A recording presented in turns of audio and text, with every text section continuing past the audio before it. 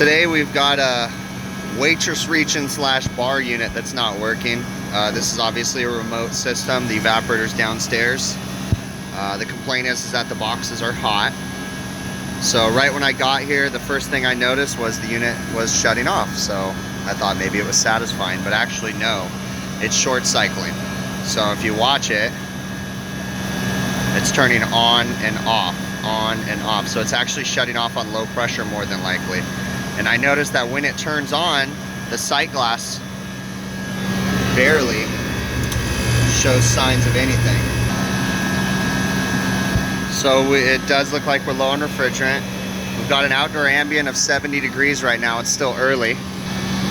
So what I'm gonna do is go ahead and add some refrigerant. This particular unit takes R427A. So we're gonna go ahead and add some refrigerant. Get this guy going. What I'll actually do is come over here, shut the unit off, and we're gonna go ahead and blast it into the high side. Let it take a bunch, as much as it can. And then once it won't take any more on the high side, then we'll meter the rest into the low side when the compressor's running. So I went ahead and closed off my low side, or my high side. It bled in quite a bit. And we're gonna go ahead and start it up now and see where we're at.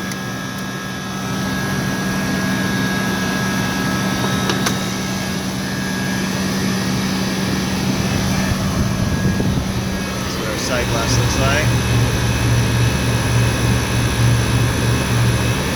It's good though.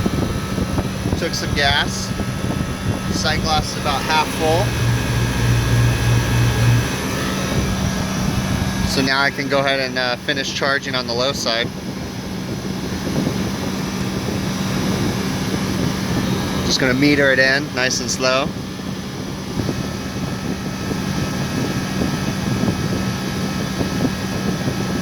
So I'm kind of metering it in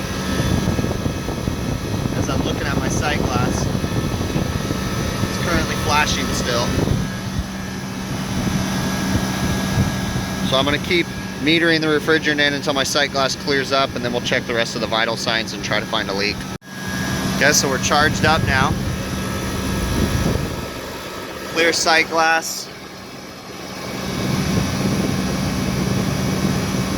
We're a little high on our head pressure, but I'm gonna let it run for a few minutes and let the boxes calm down because they were pretty high in temp when I got here. But we're looking pretty good, so now it's time to find a leak. And this is their bar reach-in. I'm gonna pull this thing apart.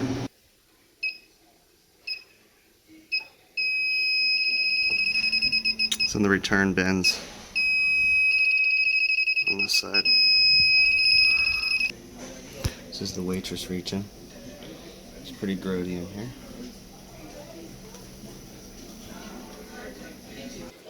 We're picking up leaks everywhere. All around the TXV. Picking them up over in this area. Back in there. Down in there. Let's see if we pick it up down in there. No. But we're definitely picking up one right in this area. And then over in this area.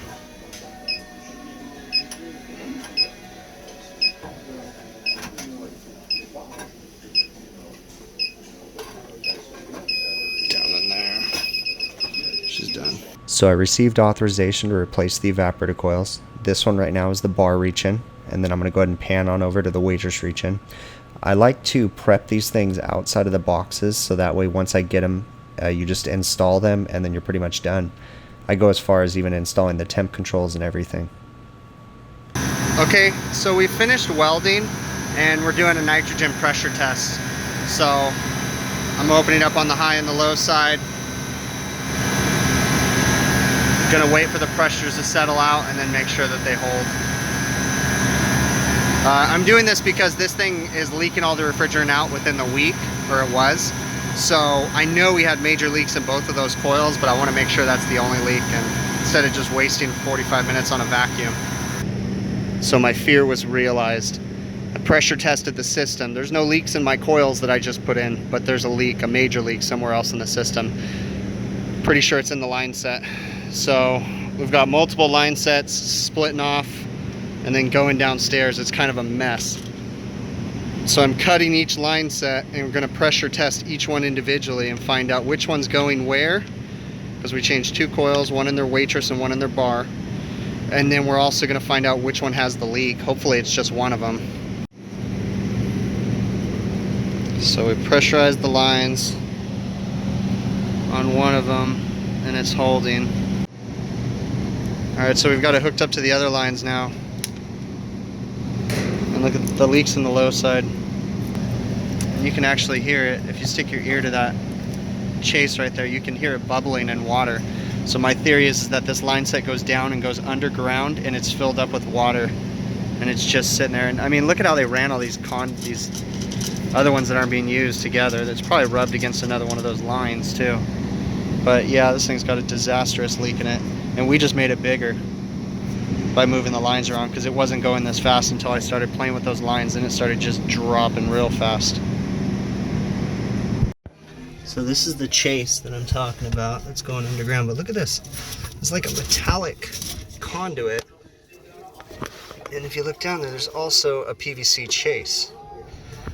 So I could only imagine those copper lines are rubbing inside that metallic conduit. And I don't even know why it's movable. But you can see the shape of that copper. Okay, so we had to penetrate through the ceiling, run the line set down into the booth, under the booth, under there.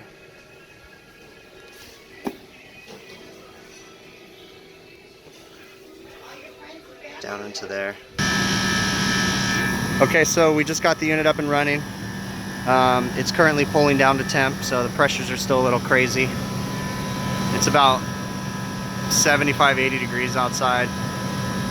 So yeah, we're looking pretty good on our pressures. Running about a 17-degree evaporator temp. That's pretty decent. So, but again, it's still high in temp. So what we ended up doing was cutting off the left side line set completely out of the picture. We ended up, I came back over here. I redid the line set all the way back up to the compressor because it was kind of a mess. I just didn't like it, so I just cleaned it up a little bit. Okay, so we teed off to the one line set going down the chase, which is going to their bar. And then we just ran another line set over. It ain't straight, but it is what it is. There's a lot of things about this job that I don't like, but this customer does not want to spend money. He does not want us to waste time. He just wants it done. So I still got to seal that penetration. But other than that, we're looking good. Everything's cool. You know, sometimes you got to do these jobs, especially if you're working for restaurants. When it's like a small mom and pop, they don't have money to spend to do it all fancy and pretty. I would love to put Durablocks down, unistrut clamps, make this pipe, you know, 100% straight, but they just don't want it. Again, you know, sometimes we get to do those, sometimes you don't.